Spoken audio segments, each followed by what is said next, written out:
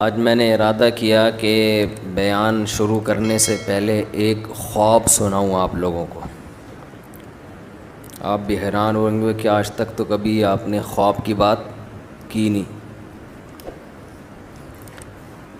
ہمارے جو مؤذن صاحب قاری رشید، اللہ ان کی مغفرت فرمائے، ان کے درجات کو بلند فرمائے، 40 سال سے زیادہ اس مسجد کی انہوں نے خدمت کی۔ تو میں جب اس مسجد میں تقریباً 15-16 سال پہلے آیا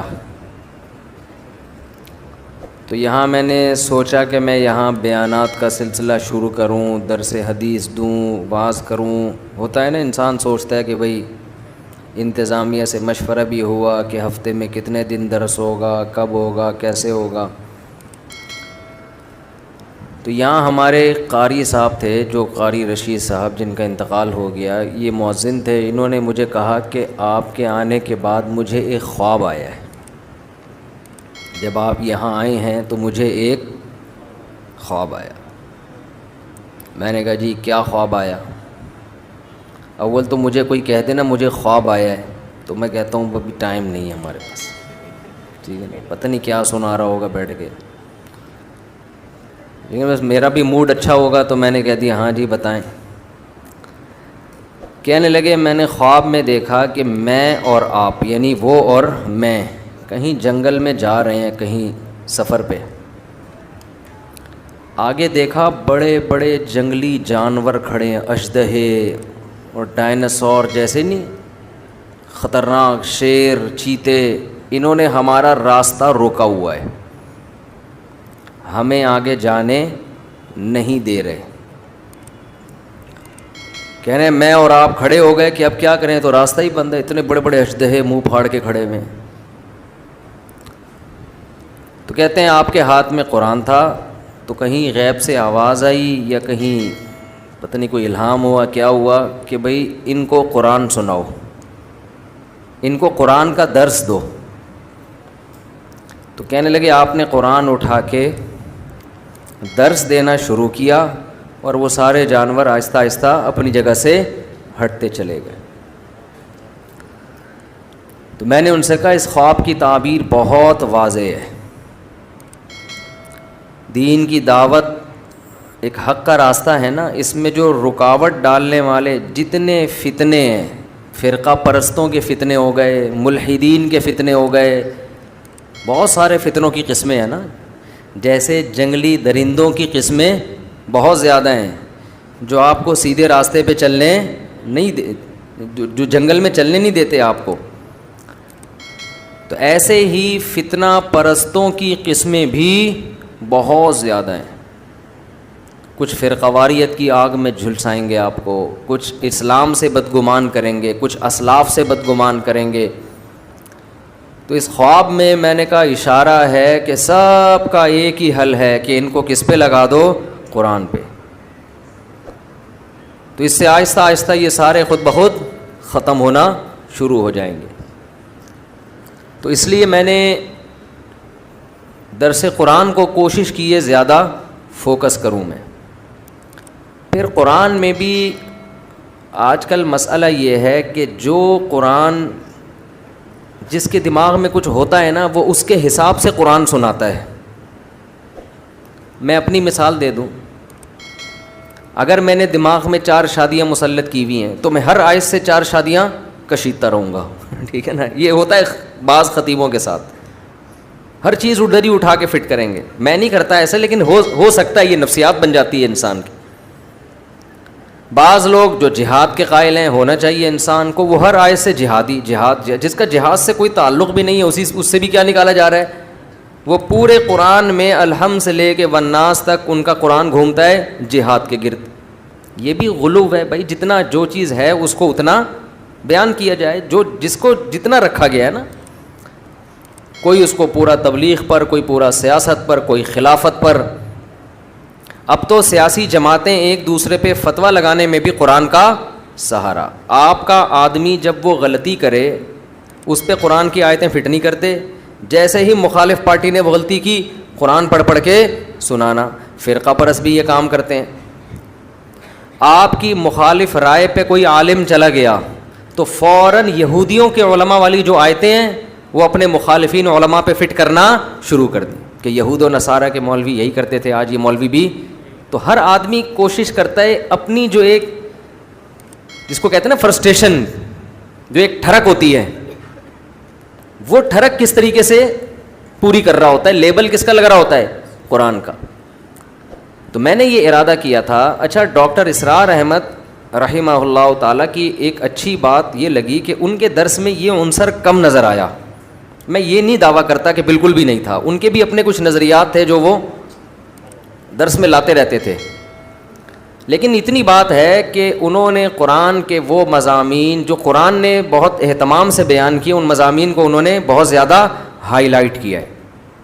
تو بہرحال میں نے یہ اور بھی علماء ہیں، لیکن ہمارے علماء کا مسئلہ یہ ہے کہ وہ میڈیا پہ نہیں ہیں، ان کے درس اپنی مسجدوں کے اندر محدود ہیں. حضرت مولانا سرفراز خان صفدر صاحب رحمہ اللہ تعالی گجرانوالہ کے بہت بڑے عالم نہیں علامے تھے. وہ اتنے بڑے عالم کہ آپ ان کی کتابیں پڑھو آدمی حیران ہو جاتا ہے کہ کیسا علم اللہ نے اور تحقیق کیسی دی تھی ان کو. جب میں نے ان کی کتابیں پڑھی نا تو میں نے کہا بھائی یہ ایک صفحہ لکھنے میں کم سے کم 1.5 سے 2 مہینہ لگا ہوگا، جو ریسرچ ان کی ایک ایک پیج پر ہوتی ہے، جبکہ مکتبہ شاملہ بھی نہیں تھا، گوگل بھی نہیں تھی. ان کے بارے میں تھا کہ جب وہ تحقیق کرتے نا ان کو پتہ چلتا کہ یہ حوالہ مجھے ملے گا ترکی کے فلاں کتب خانے میں فلاں کتاب میں ہے، یہ یہاں سے کسی کو بھیجا، چل بھائی ترکی جا، فلاں کتاب نکال تلاش کر، اس کے فلاں صفحے میں دیکھ کے مجھے بتا کہ ہے یا نہیں ہے. سمجھتے ہو؟ تو ایسے ان کی تحقیقی کتابیں ہیں، لیکن ہماری عوام ان کو جانتی بھی نہیں ہے. کیوں؟ بھائی وہ میڈیا کا استعمال ہی نہیں تھا، لوگوں کو پتہ ہی نہیں ہے. اور آج کل جتنے لوگ فائدہ اٹھا کے نا اپنی تحقیق لا رہے ہوتے ہیں، اصل میں ان لوگوں کی تحقیقات ہوتی ہیں، نسبت کس کی طرف کر دیتے ہیں؟ میری تحقیق. حالانکہ اپنی نہیں ہوتی کسی کی ہے، چوری کر کے اپنے کھاتے میں ڈال دی. محنتیں ان لوگوں نے کی ہیں جو دنیا کے سامنے ہیں ہی نہیں. تو میں نے یہ ان کا میں ایک عرض کر رہا تھا، ان کا بھی بڑا زبردست درس ہوا کرتا تھا. میرا خیال ہے 30-35 بار انہوں نے پورے قرآن کا درس ختم کروایا، مجھے صحیح طرح یاد نہیں ہے، 20 بار یا 30 بار اس طرح پورے قرآن الحمد سے لے کے والناس تک انہوں نے درس قرآن دیا ہے. تو میں نے ارادہ کیا کہ ہم فوکس کس کو کریں گے؟ درس قرآن کو. اور اس درس میں میں جو اللہ نے جو چیز بار بار کہی ہے میں بھی وہ چیز بار بار بیان کروں گا. اس میں جو مضامین قرآن ہائی لائٹ کرتا ہے نا، جس انداز سے اس کو اسی طرح سے ڈیفائن تو انداز اس انسان اس کو اپنے اسٹائل میں کرتا ہے. مثالیں تو اپنی دے گے نا، لیکن اس سے ہٹنا نہیں ہے. تو میں آپ سے گزارش کر رہا ہوں کہ اسی سلسلے میں میرا جو چینل ہے نا مفتی طارق مسعود اسپیچز، اس پہ تفسیر کے لیکچرز ہیں. 8 لیکچر ہیں عربی گرامر کے. اتنی عربی اس میں سکھائی گئی ہے کہ آپ کو قرآن کی زبان میں سمجھ میں آنا شروع ہو جائے. پھر انہی لیکچرز کو سامنے رکھتے ہوئے باقی درس ریکارڈ کروائے ہیں. انہی لیکچرز میں جو آپ کو گرامر آئے گی اس کی پریکٹس کروائی گئی ہے. تو تفسیر لیکچر نمبر 1، تفسیر لیکچر نمبر 2، تفسیر لیکچر نمبر 3، ابھی پتہ نہیں کتنے لیکچر ہو چکے ہیں، میرا خیال ہے 200 کتنے ہو گئے ہیں، تو بہت ہو گئے ہیں. تو وہ تو مجھے بھی پتا ہے بہت ہو گئے ہیں، تو کتنے، اچھا میرا خیال ہے 200 تک ہو چکے ہیں. تو آپ حضرات ایک کام کریں، وہ لیکچر بھی کیا ہیں اس میں بھی میں نے ٹو دا پوائنٹ قرآن بیان کیا ہے، دائیں بائیں بالکل بھی نہیں گیا. ٹو دا پوائنٹ، بس قرآن کیا کہہ رہا ہے. باقی دیکھیں قرآن تو ایک سمندر ہے نا، اس میں غوطے لگاؤ تو وہ تو مضامین نکلتے چلے جائیں گے. ایک آیت پہ 6 گھنٹے بھی تقریریں ہو سکتی ہیں. لیکن ہم نے کوشش کی ہے کہ اس کو بس قرآن سمجھ میں آ جائے کہ اللہ ہم سے کہہ کیا رہا ہے. باقی اس میں علمی نکات کے تو ایک پورا سمندر ہے. تو وہ لیکچر آپ لوگ سنیں. ابھی رمضان ہو رہا ہے ختم، اور آپ نے ہو جانا ہے مارکیٹ سے شارٹ. سمجھتے ہو؟ تو قرآن سیکھو نا، کچھ آگے بڑھو نا. یہ درس جو میرے ہوتے ہیں اس میں تو قرآن بھی چل رہا ہے اور پھر موجودہ حالات کے لحاظ سے ہم دائیں بائیں بھی چلے جاتے ہیں. اس میں ٹو دا پوائنٹ قرآن ہے. ان لیکچرز کو آپ سنیں. میرا چینل مفتی طارق مسعود اسپیچز پہ وہ لیکچرز اپلوڈ ہو چکے ہیں. رمضان میں ابھی ناغہ چل رہا تھا کیونکہ میرے مصروفیت اتنی ہو گئی تھی, ارادہ تو میں نے کیا تھا لیکن نہیں ہو پایا.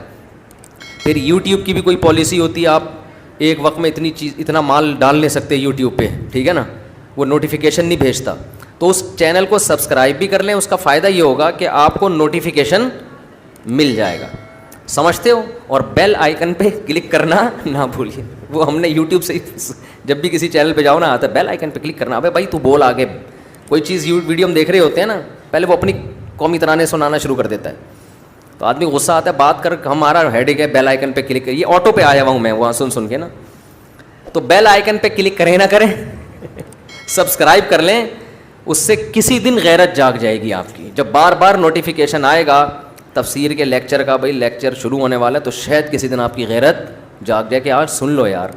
اور وہ سنجیدہ لوگوں کے لیے, دیکھو اڑا اڑی والے دنیا میں بہت ہیں, جذباتی لوگ دنیا میں بہت ہیں. آپ کو ایسے لوگ ملیں گے ہو ہاں روئے دھوئے نماز میں ایسے تہجد میں لگے ہوئے ہیں, اگلے دن مارکیٹ سے شارٹ.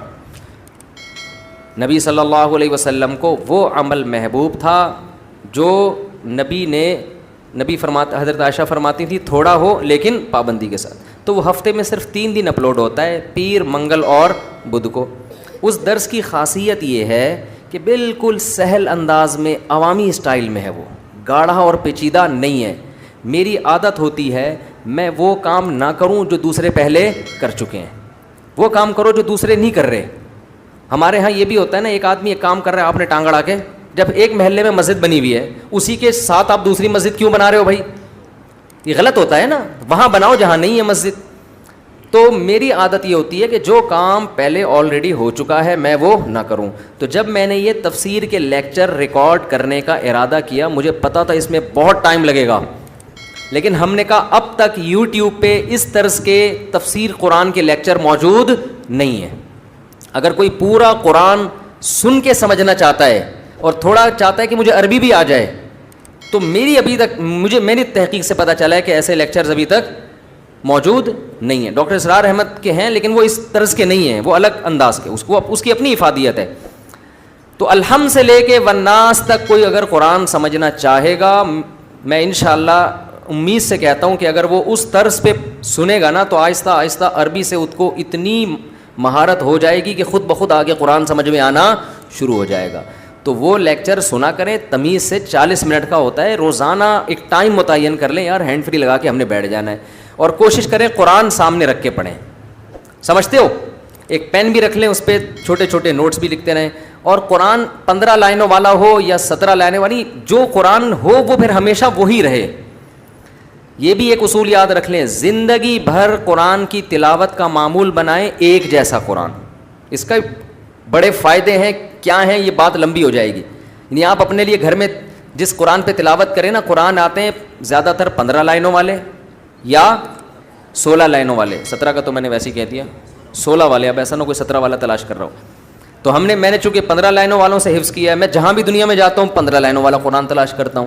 اس سے کیا ہوتا ہے, لاشعور میں آپ کے یہ بیٹھ جاتا ہے یہ والی آیت یہاں ہے, ٹھیک ہے نا. اس کا یہ مفہوم ہے. اگر آپ روزانہ مصحف بدلتے رہیں گے تو آپ کنفیوز رہیں گے, تو یاد کرنے میں بھی آسانی ہوتی ہے. تو ایک قرآن لے لیں 15 والا یا 16 والا. 15 والا لے لیں اس لیے کہ میں نے 15 سے یاد کیا ہے, ٹھیک ہے نا. اور آج کل زیادہ وہی چل رہا ہے. اس میں تراویح کا حساب رکھنا بڑا آسان ہوتا ہے 15 لائنز والے قرآن میں. تو وہ آپ نے لے کے سامنے رکھ لیا. تھوڑا سا ہمت کر لو, کچھ انسان کے بچے بن جاؤ. اور آپ نے ایک پین رکھ لیا کان پہ, کتنا اچھا لگتا ہے نا. اور ایک قریب کی نظر کمزور ہے تو ایک ناک پہ تھوڑا سا چشمہ ٹکا لیا, اور بیگم سے کہا ذرا تصویر لے کے مجھے بتاؤ کیسا لگ رہا ہوں میں. اچھے لگیں گے آپ, پہلی دفعہ آپ لگیں گے کوئی پڑھا لکھا آدمی ہے, ٹھیک ہے.